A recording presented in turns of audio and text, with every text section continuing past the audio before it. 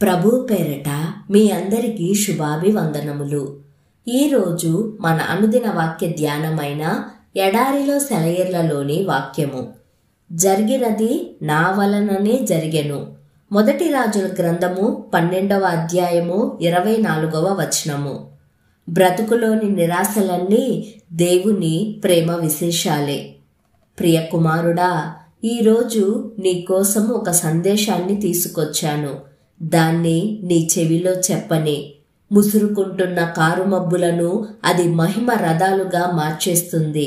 నీ అడుగు పడబోతున్న ఇరుకుదారుల్ని మృదువుగా చేస్తుంది. ఈ సందేశంలో 3 మాటలే ఉన్నాయి. దాన్ని నీ అంతరంగంలోకి ఇంకిపోని. నీ తలగడగా అది ఉపయోగపడని. ఆ సందేశం ఏమంటే, జరిగినది నా వలననే జరిగెను. నీవెప్పుడన్నా ఆలోచించావా? నీకు సంబంధించిన వాటన్నింటిలో నా బాధ్యత కూడా ఉంది. మిమ్మల్ని ముట్టుకున్నవాడు నా కనుగుడ్డును ముట్టుకున్నాడు. నీవు నా దృష్టికి ప్రియుడవు. అందుకని నీకు సంగతులన్నీ తెలియజెప్పడం నాకెంతో ఇష్టం. నిన్ను శోధనలెప్పుడు అటకాయిస్తాయో నీకు తెలియజేస్తాను. శత్రువు ఎప్పుడు వరదలాగా వచ్చి పడతాడో చెప్తాను. ఇవన్నీ నా వల్లనే జరుగుతాయి. నీ బలహీనతకి నా శక్తిని జోడిస్తాను. నీ పక్షంగా నన్ను యుద్ధం చెయ్యనివ్వడంలోనే నీకు క్షేమముంది. నిన్ను అపార్థం చేసుకునే మనుషుల మధ్య కష్టకాలంలో ఉంటున్నావా? వాళ్ళు నిన్ను లెక్క చెయ్యకుండా నిన్ను ఓ మూలకి నెట్టేస్తున్నారా? ఇదంతా చేయిస్తున్నది నేనే. ఈ పరిస్థితులన్నింటికీ ప్రభువుని నేనే. నువ్విప్పుడున్న చోటికి రావడం అన్నది ఎవరి ప్రమేయం లేకుండా జరిగింది కాదు. నేను నీ కోసం నిర్దేశించిన స్థానమే ఇది. విధేయతను నేర్పమని అడిగావు కదా, ఆ పాఠం నేర్పే బడిలో నిన్నుంచాను. నీ పరిసరాలు, పరిస్థితులు నా ఇష్టాన్ని నెరవేరుస్తున్నాయి. గడ్డు పరిస్థితుల్లో ఉన్నావా? నువ్వు గడించేది పొట్టకూటికే సరిపోవడం లేదా? ఇదంతా నా వలననే జరుగుతున్నది. నీ మనీ పర్సు నా చేతిలోనే ఉంది. నా మీద ఆధారపడి నా దగ్గర నుండి డబ్బు తీసుకో. నా సంపదకి అంతులేదు. నా వాగ్దానాలను సొంతం చేసుకో.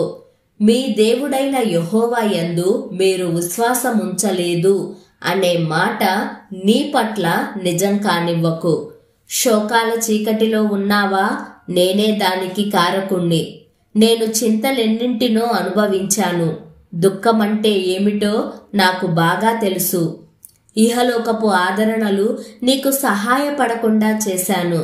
ఎందుకంటే నా వైపుకు తిరగడం ద్వారా నీకు శాశ్వతమైన ఓదార్పు కలుగుతుంది. నా కోసం ఓ గొప్ప కార్యాన్ని తలపెట్టి ఇప్పుడు బాధలో, నీరసంలో రోగివిగా ఉన్నావా? ఇది నా వలన జరిగినదే. నువ్వు హడావిడిగా తిరుగుతున్న రోజుల్లో నీకు ఏదైనా చెప్పాలంటే సాధ్యపడలేదు. నీకు కొన్ని లోతైన అనుభవాలను నేర్పుదామనుకున్నాను. ఊరక నిలిచి చూస్తుండే వాళ్ళు కూడా తమ ధర్మాన్ని నిర్వర్తిస్తున్నవారే. నా సేవకుల్లో గొప్పవాళ్లు చాలా మందిని పని చెయ్యనివ్వకుండా కొంతకాలం అలా ఉంచాను. తద్వారా ప్రార్థన అనే ఆయుధాన్ని ఉపయోగించడం వాళ్ళు నేర్చుకున్నారు. ఈనాడు నీ చేతుల్లో ఈ నూనె పాత్రను పెడుతున్నాను. ఉచితంగా దాన్ని వాడుకో. నీకెదురయ్యే ప్రతి పరిస్థితిని, నిన్ను గాయపరిచే ప్రతి మాటని, నిన్ను సహనం కోల్పోయేలా చేసే ప్రతి ఆలస్యాన్ని, నీ బలహీనతని, నువ్వు గ్రహించిన ప్రతి సమయాన్ని ఆ నూనెతో అభిషేకించు. అన్ని విషయాల్లోనూ నా జోక్యాన్ని నువ్వు అర్థం చేసుకున్నట్టయితే నీలో కలుక్కుమనే బాధ ఉండదు. ఇది నా వలనే అన్నాడు రక్షకుడు. వంగి నా నుదురు ముద్దు పెట్టుకున్నాడు. నిన్ను ప్రేమిస్తున్నవాడే దీన్ని చేశాడు. నన్ను నమ్మి ఇప్పటికి ఓపిక పట్టు. నీ అవసరాలు తెలుసు నీ తండ్రికి.